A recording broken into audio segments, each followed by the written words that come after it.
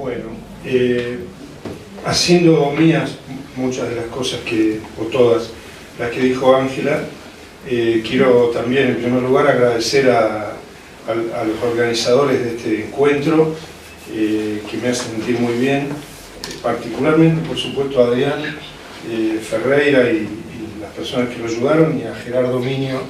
de la editorial. Por supuesto que también a los asistentes que se tomaron el tiempo para poder acompañarnos hoy acá. Yo quiero empezar diciendo que en mi carrera como profesor de educación física,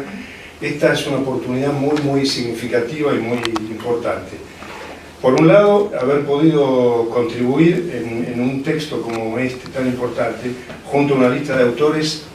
mi punto de vista, investigadores de vanguardia en la República Argentina y, sin duda alguna, en las ciencias sociales iberoamericanas. Por otro lado, participar, para mí es muy importante y significativo, haber podido participar de un texto producido por el instituto en el que me formé como profesor y en el que trabajé casi 40 años, y particularmente por el Laboratorio de Investigaciones en Pedagogía de la Actividad Física y el Deporte, que debo decir contribuí a fundar y que las autoridades del instituto propusieron en algún momento que llevara mi nombre. No puedo omitir ese doble hecho, ¿no? Ambas cuestiones llevan a un punto máximo en este momento la tensión entre sensaciones placenteras ligadas a cierto estado de completud, de satisfacción por la tarea cumplida, a cierto narcisismo residual, digamos, de una vida de combates, y por otro lado, por el lado opuesto a las sensaciones placenteras, la responsabilidad, el nerviosismo de estar en una lista al lado de la gente que me rodea aquí y ahí. Basta mencionar a Ángela, a Graciela Morgade, a Carlos Carballo, a Oscar Mikiewicz, a Carlos Cullen, a Carlos Escliar, entre los más crecidos, digamos, y a David Bell, a Martín Uro, a Martín Escarnato, etc. Cualquier nombre que haga es una omisión de los demás, y exige citar la lista entera, pero espero clemencia por el momento. En ese contexto yo pensé, en parte siguiendo un pedido de Adrián, que no era muy pertinente, una locución referida a algún aspecto de mi pequeño aporte en particular, pues ya está en el texto y no debiera aprovechar yo este espacio para una cuestión tan local. Pensé que era, coincidiendo con Adrián, oportuno hablar un poco del contexto y de la génesis de este libro, que sin lugar a duda, en mi punto de vista, constituye un hito referencial en la trayectoria del Instituto Romero Bress y hasta donde da mi capacidad crítica en la trayectoria de la educación física argentina e iberoamericana, o va a constituirlo, digamos, ¿no? Siento que en el contexto de génesis del libro estoy particularmente involucrado y justifica que haga un relato, que intente un relato. Insisto, sobre todo pedido de Adrián, que me animó a esta cuestión, o que la consideró pertinente. De 11 años más o menos atrás, entraba a dar clase al ISEF un día, una mañana, y dos alumnas paradas en la puerta conversaban a viva voz. Una abrazaba a la otra, bailoteaba,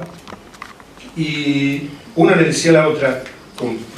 ligero perdón por los términos, invoco a Fontana Rosa en este punto, una le decía a la otra: ¿diste la última, boluda? ¿Sos consciente que no tenés que estudiar más? La frase quedó bailoteando, igual que el alumno, en mi cabeza, y significó el comienzo de una serie de inquietudes mías que se concretaron más tarde en algún artículo con el mismo título, en los que comencé a interesarme en las características de la formación docente, a interesarme un poco más allá de lo que hacía yo cotidianamente, que era enseñar educación física en la infancia y teoría de la educación física en el instituto. A interesarme en las características de la formación docente en educación física, y comencé por un estudio sobre la vida cotidiana en dos institutos de educación física en los que trabajaba en ese momento, que eran el Dickens. Yo estaba ahí con el laboratorio de aprendizaje motor que había propuesto que se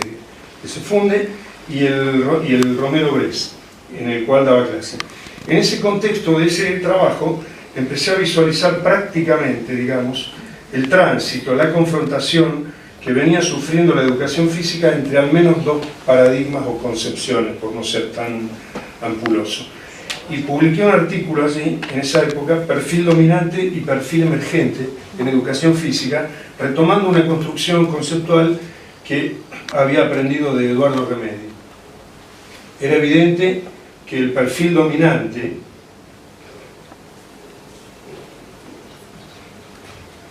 que visualizaba en la formación docente estaba ligado a lo que llamé un poquito más tarde la vieja agenda de la educación física. Una educación física sobre todo preocupada, la vieja agenda, por mejorar las cualidades condicionales del alumno y la alumna o sus habilidades motrices y técnicas para aumentar el rendimiento motriz en relación a normas estandarizadas, más que interesada en promover la disponibilidad corporal, esto es la posición autónoma de un cuerpo inteligente y emocional. Frente a este perfil dominante, con dudas, con contradicciones, con tropiezos, visualizaba en los dos institutos que la educación física venía generando la emergencia de otro perfil, que básicamente se podría definir así. Las habilidades motrices deben enseñarse y desarrollarse, y las capacidades, pues su apropiación constituye un bien cultural al que todos los sujetos tienen derecho, pues potencialmente emancipa. Dos puntos. Las capacidades expresivas y comunicativas del sujeto se ponen al servicio de su proyecto de vida. En lugar de promover la adquisición de prácticas motrices hegemónicas en el contexto de un cuerpo productivo regulado por la estética de los mercados, que parecía ser el sine qua non del perfil dominante, la educación física emergente que imaginaba se centraba en la construcción de un cuerpo disponible, socialmente disponible, constituyente del sujeto plenamente crítico. En lugar de prácticas hegemónicas que respondían a una estratificación jerárquica de la organización social, paréntesis, más capital, más acceso a los bienes, se perfilaba una educación física interesada en volver habitables las prácticas motrices, facilitando el acceso democrático de los sujetos a las mismas y sobre todo promoviendo su adherencia a largo plazo. En este proyecto emergente sigue siendo indispensable, entendía yo en aquel momento,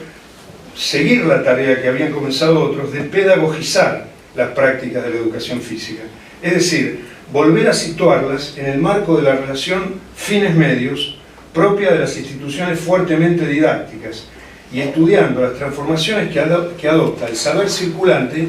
cuando transita desde prácticas sociales de referencia, como por ejemplo las instituciones deportivas, hacia instituciones más o menos didácticas, como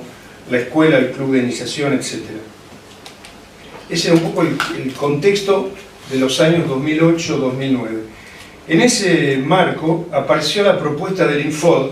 del Instituto Nacional de Formación Docente. Digo apareció en el sentido que llegó una disposición al Instituto Romero Brest, que se llamaba Conocer para transformar las prácticas educativas o algo así, que posibilitó a través del financiamiento que junto a un grupo de profesores, a mi juicio la vanguardia del instituto en ese momento, los que estaban, no digo la vanguardia de mejor o peor, pero la vanguardia en el sentido de los que estaban más preocupados por ver cómo trabajar estas cuestiones, que formalizáramos y concretáramos esas ideas que veníamos trabajando en un proyecto de investigación involucrando a varios profesores del ISEF en la misma cuestión. Recuerdo que algunos profesores se nuclearon en torno a un proyecto de investigación que yo presenté allí, y otros a un segundo proyecto, a pesar de que hubo varias propuestas. El otro tenía que ver con la investigación sobre las danzas en la escuela. Creo que te habían consultado a vos en un momento y lo terminó dirigiendo Nancy Gansi. Y bueno, la cuestión es que esos dos proyectos fueron aprobados por el INFOD, y naturalmente que todo esto es mi lectura subjetiva, ¿no? Estoy hablando de eso. Y esto implicó para mí un jalón importante en la vida de los últimos años del instituto, en el sentido de que el instituto estaba formalmente involucrado en una actividad investigativa, y esta era una práctica que era común en las universidades ya desde hacía 15 años por lo menos, pero era completamente extraña en los institutos en un sentido institucional. Tal vez había profesores que, por supuesto, investigaban y hacían sus cosas, digamos, pero no había actividades institucionales con compromisos, informes, y por ejemplo, como indicador, y sobre todo con las exigencias que el Infod planteaba y sigue planteando, ligadas a los formatos, al currículum vitae, al tipo de currículum que debe tener un director de investigación, etc. En ese contexto, y aprovechando, digamos, el viento de cola que el Infode promovía, yo recuerdo que propuse a las autoridades del Instituto Romero Bres, particularmente a mi vieja compañera y amiga Virginia Monasterio. Vieja no.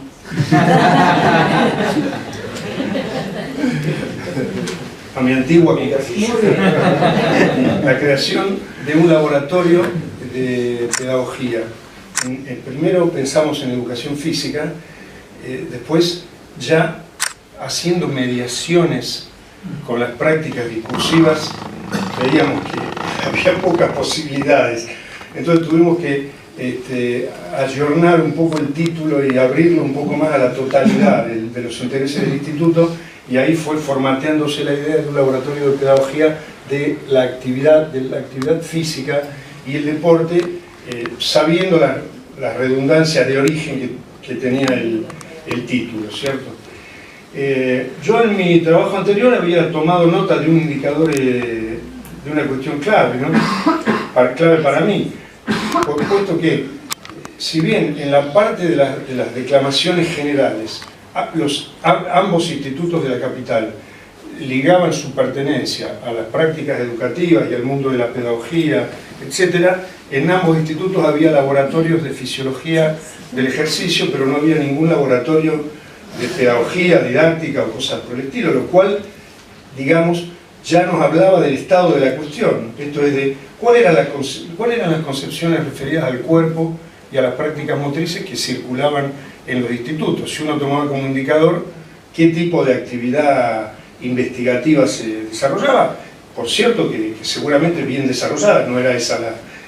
la cuestión.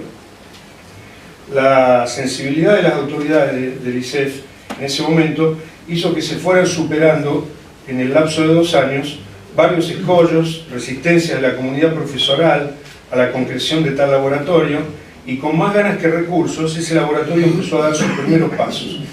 Uno de los pasos evidentes, antecedentes de este texto, fue la realización de 2 ediciones de las jornadas académicas del Instituto de Romero Bres, que después de mucho tiempo volvió a tener su congreso y su espacio, su dispositivo reflexivo importante, ¿no? Que posibilitaron la vuelta del instituto al escenario del debate de ideas en la educación física argentina. También la edición de la revista Praxis y la creciente presentación del instituto en convocatorias de organismos ligados a la actividad científica, principalmente el Infod, y sobre todo el afianzamiento de nuevas prácticas, como el exclusivo dispositivo de circulación del saber. Empezaban a aparecer otros dispositivos, la charla, la conferencia, el debate, a veces con 8 personas, a veces con 50 personas, la revista, etc. Este proceso culminó en el llamado a concurso. Ya ahí el instituto se había librado de mí, porque me había jubilado, pero este proceso culminó en el llamado a concurso para los cargos de director y ayudante del laboratorio y la institucionalización del mismo, siendo el primer director el magíster Adrián Ferreira, que, como saben, potenció, yo diría exponencialmente, como lo acaba de aclarar Ángela, la creación de estos dispositivos de discusión y reflexión y debate de las ideas pedagógicas hacia el interior de la educación física, a través de jornadas, boletines y el acercamiento de académicos e investigadores de primer nivel nacional y en algunos casos internacional. Claramente el hito más importante de esta secuencia lo constituye la realización del congreso que luego dio lugar a este texto. todo este proceso sin el esfuerzo del compañero y la lucidez, pues no solo cuestión de esfuerzo, del compañero Adrián, sin la lucidez y el trabajo enorme de Virginia Monasterio, el apoyo del resto de las autoridades del instituto, particularmente el que más se acercaba pedagógicamente, digamos, el que más acercaba a las cuestiones pedagógicas, que era, y es, anda por acá me parece, el compañero Hugo Guinguis, no hubiera podido tener lugar. Querría terminar diciendo que, como todos compartirán, o varios, como ocurre con las transformaciones sociales, la vida del laboratorio de investigación en pedagogía de la actividad física y sus luchas hay que enmarcarla en una estrategia que puede visualizarse mejor desde una filosofía de la cultura que desde una filosofía de la historia. ¿Qué quiero decir? Que es más la conquista cotidiana de los derechos y el acceso a los bienes materiales y culturales de las personas lo que impulsa a las fuerzas democráticas y a las personas que militamos en las fuerzas democráticas de un modo u otro. Es más eso, ese aseguramiento cotidiano, que el perseguir un tránsito hacia algún estado final de la historia. El final de los debates entre dos agendas de la educación física, como además parece estar ocurriendo, no garantiza racionalmente la supremacía de una educación física más habitable, más alegre, más inclusiva. Ese final está abierto a la lucha y a la construcción en la práctica de todos los días. Así que